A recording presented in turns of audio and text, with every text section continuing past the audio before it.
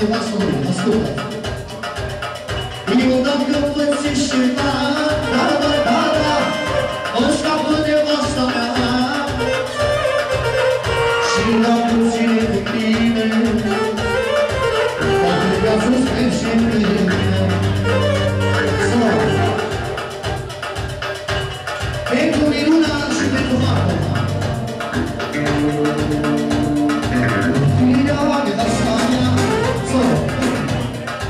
El a dorit pentru Miruna, pentru cea mai frumoasă fată, pentru verișoara lui.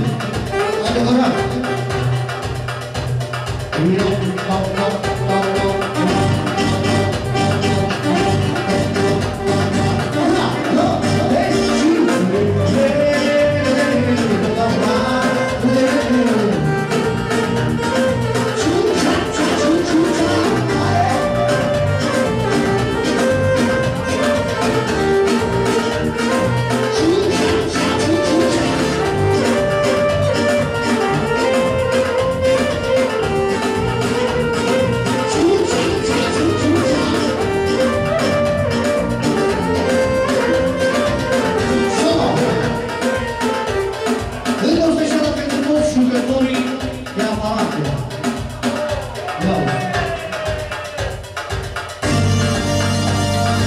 Am pierdut la casino și am venit acasă.